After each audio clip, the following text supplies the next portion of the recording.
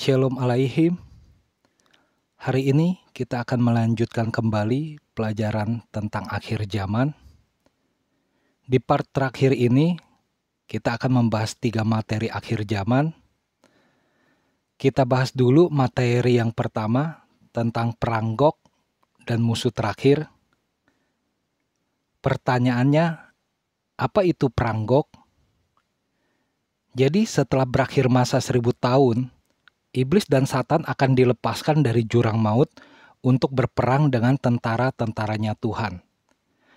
Tentara-tentara Tuhan di sini ialah orang-orang kudus yang terpilih untuk memerintah bersama dengan Tuhan Yesus Kristus di bumi. Jadi tentaranya Tuhan berperang melawan tentaranya si iblis. Setelah si iblis sudah dilepaskan dari jurang maut, dia akan pergi untuk menyesatkan bangsa-bangsa pada keempat penjuru dan mengumpulkan mereka untuk berperang dengan tentaranya Tuhan, yaitu orang-orang pilihannya. Tetapi dari langit, Allah Bapa menurunkan api untuk menghanguskan mereka. Dan Allah Bapa meletakkan semua musuhnya di bawah kaki Kristus. Kemudian si iblis yang menyesatkan mereka dilemparkan ke dalam lautan api. Kita baca dulu ayatnya di 1 Korintus 15 ayat 24-27 dan di Wahyu 20 ayat 7-10. Kemudian tiba kesudahannya, yaitu bila mana ia menyerahkan kerajaan kepada Allah Bapa, sesudah ia membinasakan segala pemerintahan, kekuasaan dan kekuatan. Karena ia harus memegang pemerintahan sebagai raja sampai Allah meletakkan semua musuhnya di bawah kakinya. Musuh yang terakhir yang dibinasakan ialah maut.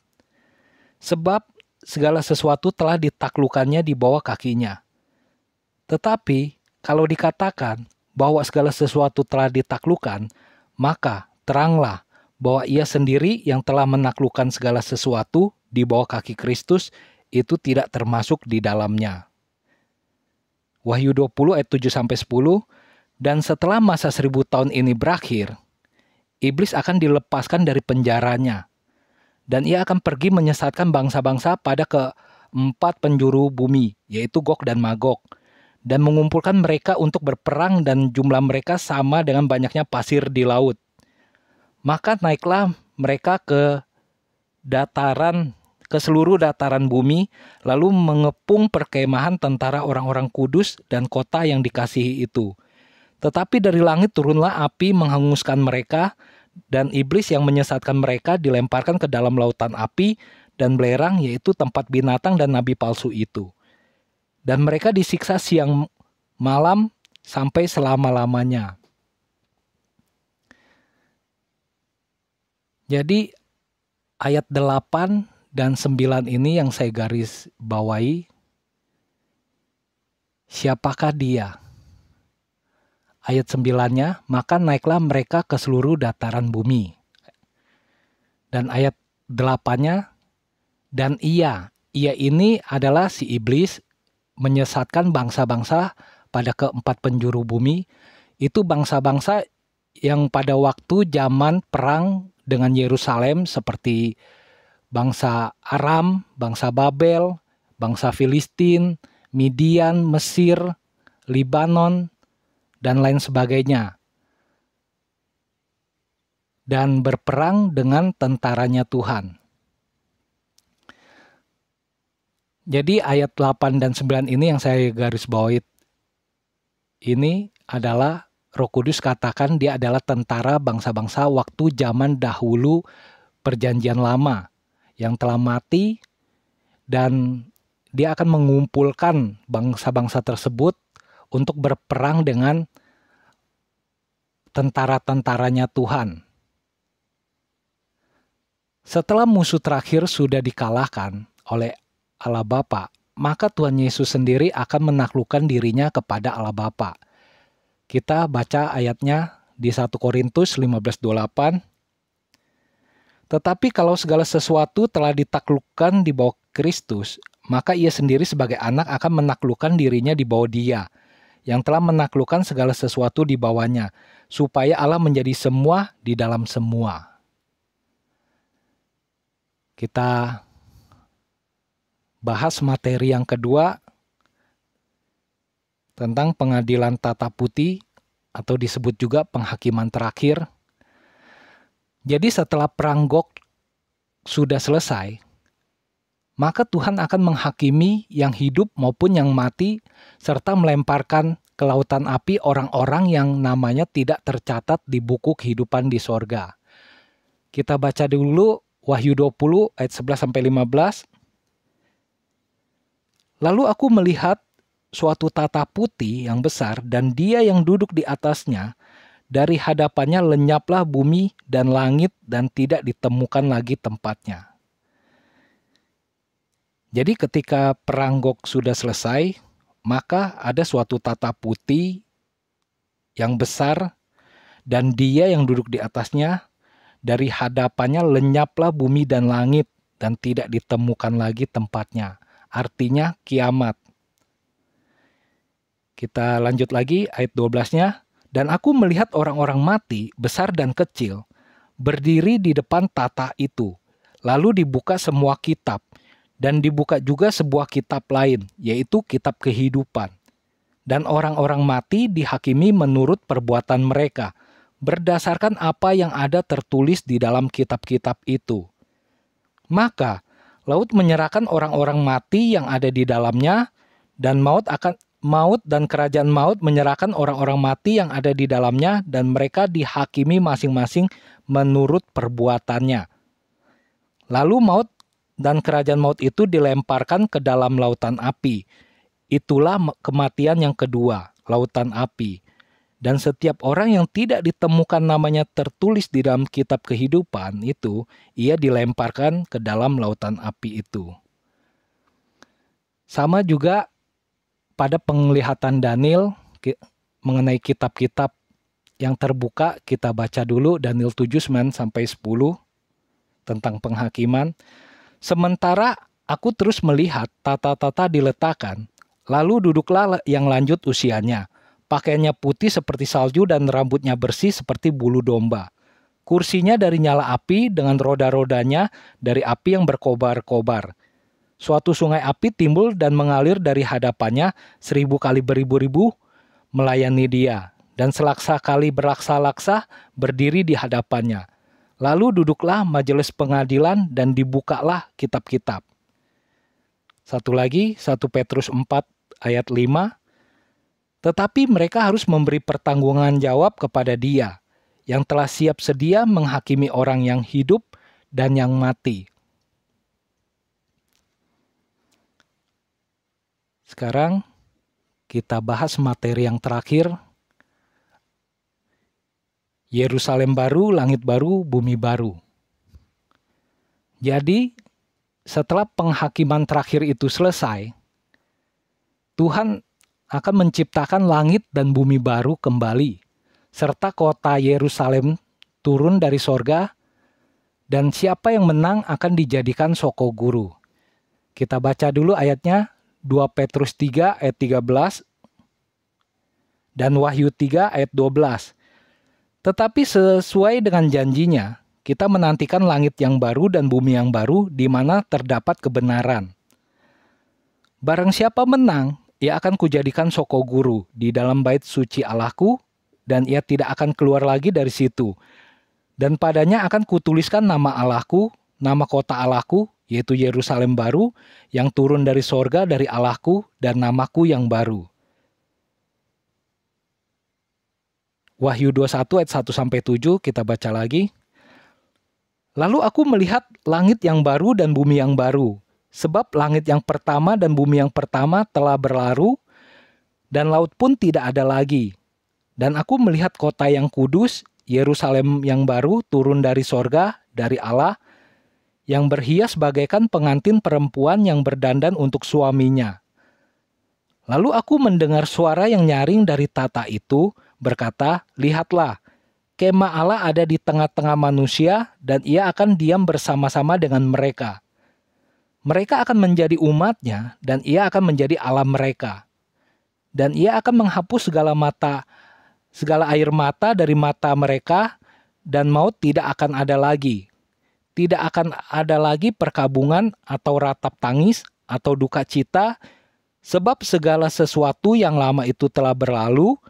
Ia yang duduk di atas tahta itu berkata, "Lihatlah, aku menjadikan segala sesuatu baru." Dan firman-Nya, "Tuliskanlah, karena segala perkataan ini adalah tepat dan benar." Firman-Nya lagi kepadaku, "Semuanya telah terjadi, aku adalah Alfa dan Omega, yang awal dan yang akhir.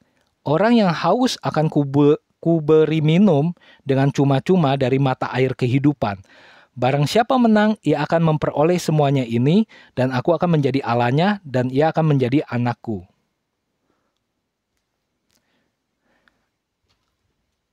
Jadi, nanti selamanya kita akan tinggal di kota Yerusalem, langit baru dan bumi baru. Jika kita mau tinggal untuk selama-lamanya di Yerusalem baru, mulailah hari ini berbenah diri dan sambil berjaga-jaga dan dandanilah roh kita.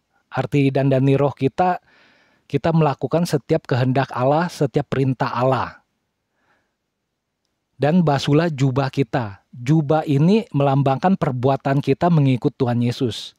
Jadi jubah kita ini harus tetap putih bersih sampai kepada kedatangannya menjemput kita pulang. Dan saya akan meringkas kembali peristiwa urutan kejadian tentang akhir zaman. Ini ada diagramnya sebagai berikut. Diagramnya seperti ini. Dan kita akan baca tentang peristiwa urutan kejadian yang pertama. 2 Tesalonika 2 ayat 3. Yang pertama, tentang masa kedurhakaan. Orang-orang yang percaya Tuhan Yesus akan banyak yang murtad. Ketika terjadi permulaan penderitaan dalam Matius 24 ayat 3-14, yang nanti sebagai tanda kedatangannya Tuhan di atas awan. Nanti orang-orang percaya akan mengalami permulaan penderitaan seperti yang dikatakan firman Tuhan. Permulaan penderitaan ini bukan 7 tahun kesusahan, tetapi inilah tandanya ketika murid Tuhan Yesus menanyakan tanda kedatangannya di Matius 24 ayat 3-14 tersebut. Ketika murid Tuhan Yesus menanyakan tanda kedatangannya. Sesudah masa kedurhakaan ini, peristiwa berikutnya yang kedua adalah kedatangan Tuhan di atas awan, atau dalam bahasa saya, rapture pertama untuk seluruh dunia nanti. Artinya rapture itu pengangkatan untuk seluruh dunia, yang orang-orang yang terangkat yang meninggalkan kefasikan. Nanti dibaca ayatnya di 1 Tesalonika 4 ayat 14-17. Setelah Tuhan Yesus datang menjemput orang-orang percaya, barulah yang ketiga masuk masa 7 tahun kesusahan. Nanti materai yang pertama sampai yang ketujuh, cawan murka Allah yang pertama sampai yang ketujuh, dan sangka kala yang pertama sampai yang ketujuh akan dinyatakan. Pertanyaannya, apakah tahun ini sudah masuk masa 7 tahun kesusahan yang seperti Alkitab katakan? Dan saya menjawab, ini belum masuk masa 7 tahun kesusahan. Sebab materai, cawan murka Allah dan sangkakala dari pertama sampai ketujuh belum terjadi atau belum terlaksana.